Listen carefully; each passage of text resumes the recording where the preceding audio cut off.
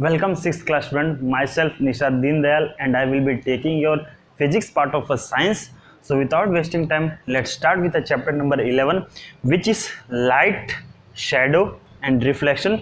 तो हम स्टार्ट करते हैं एक क्वेश्चन के साथ. अगर मैं आपको एक सवाल पूछूं कि इतने ब्यूटीफुल नेचर आप कैसे देख रहे हैं, इतने डिफरेंट कलर के फ्लावर हैं और इस सीज़न में रेनी सीज़न में बहुत ज़्यादा हमें क्या दिख रहा है, रेनबो दिखाई दे, तो कैसे आप देख पा रहे हैं? तो आप पहले मुझे आंसर देंगे कि मैं आइस की मदद से देखता हूँ, पर ये मेरे हिसाब से गलत है. इसको कैसे प्रूव कर सकते हैं? मान लीजिए आप एक रूम में बैठे हैं, ओके, वहाँ पे लाइट चालू है तो आप हर एक चीज़ को देख पा रहे हो, ओके, बेंच है, वहाँ पे मोबाइल रखा है, सबको देख पा रहे हो. बट जैसे मैं लाइट बंद करूँगा टोटली घर में अंधेरा हो जाएगा. आप जो चीज़ पहले देख पा रहे थे अब नहीं देख पाओगे. तो इससे क्या प्रूफ होता है कि हम किसकी मदद से देख पाते हैं? वर्चुअली कहें तो हम लाइट की वजह से ही देख पाते हैं इस ब्यूटीफुल वर्ल्ड को. ओके, तो यही एक रीज़न है कि मैं बताना चाहता था कि एक साइंटिफिक स्टूडेंट जो होगा वो किस तरह रिप्लाई करेगा कि मैं विजुलाइज करता हूँ कोई भी चीज़ को किसी मदद से, लाइट की मदद से. तो एक पॉइंट के साथ स्टार्ट करते हैं कि लाइट एक फॉर्म ऑफ एनर्जी है जो हमारी आंखों में क्या प्रोड्यूस करता है, सेंसेशन प्रोड्यूस करता है. सेंसेशन मतलब एक फील होगा हमें अंदर की कुछ ना कुछ ये चीज़ है, ओके, जिसको हम स्टिमुली, हमारे दिमाग में कुछ रिस्पॉन्स प्रोड्यूस होगा, फिर हम कुछ एक्शन दिखाएंगे. ठीक है, तो light help us to see things. हमें कोई भी आसपास चीज़ है उसको देखने के लिए हम किसकी यूज़ करते हैं? लाइट की यूज़ करते हैं. ओके, अब लाइट हमें कहाँ कहाँ से मिलता है? आपके नेचुरल सोर्स भी होते हैं, आर्टिफिशियल सोर्स भी होते हैं. नेचुरल मतलब जो हमें नेचर से मिल रहा है, इसका बेस्ट एग्जांपल है सन. कहते हैं ना, बहुत ही फैमिलियर है, तो वो नेचुरल सोर्स है. आर्टिफिशियल सोर्स कह सकता है कि क्रिएट किया जाता है, कि आपके बल्ब होते हैं, हेलोजन होते हैं, इनसे क्या होता है, लाइट आता है. एक और नेचुरल सोर्स है फायरफ्लाइज, जुगनू, जिसकी मदद से भी हम क्या होता है, कुछ देख सकते हैं. स्मॉल अमाउंट में क्या करता है, एनर्जी रिलीज करता है लाइट के फॉर्म में.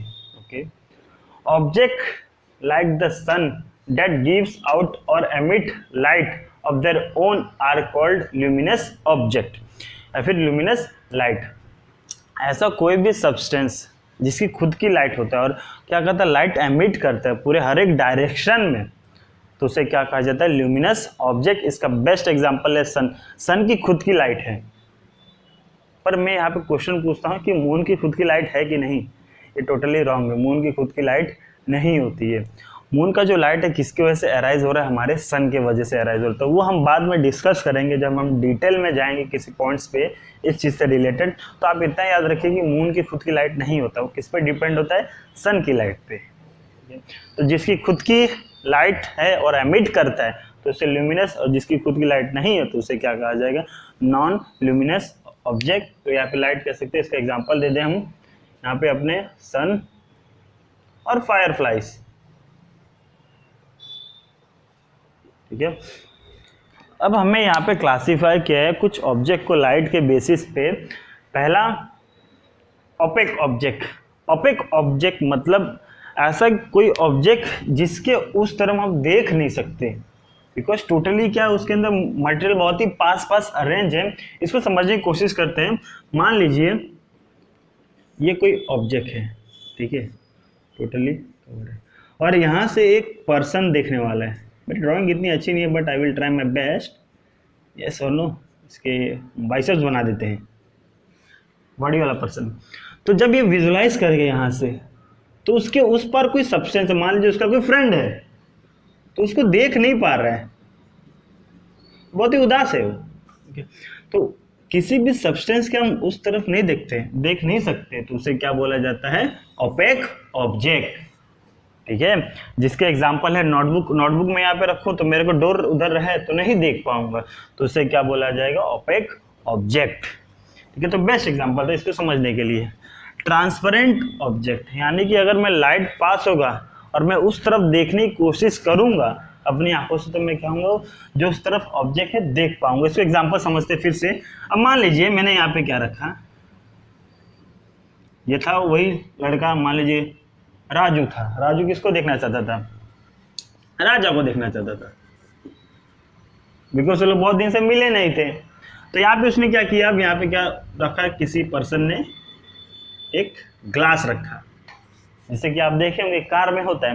तो जैसे ही देखने की कोशिश करेगा यहाँ पे राजू उसको तो यहाँ क्या होगा, उसको देख पाएगा, बिकॉज यहाँ से क्या हो रही है, लाइट पास हो सकती है और क्या हो सकती है, हम देख सकते हैं, ऐसा ना उस तरफ देख सकते हैं कि हाँ यहाँ पे राजा है, तो उसे क्या बोला जाएगा, हम ट्रांसपेरेंट ऑब्जेक्ट, जिसके उस तरफ हम क्या देख सकते हैं, विजुलाइज कर सकते हैं। ओके, तो उसे क्या बोला जाएगा, ट्रांसपेरेंट ऑब्जेक्ट। ट्रांसपेरेंट ऑब्जेक्ट मतलब कुछ मात्रा में देख सकते हैं, ओके, टोटली हमें क्लियर नहीं दिखाई देंगे, ठीक है।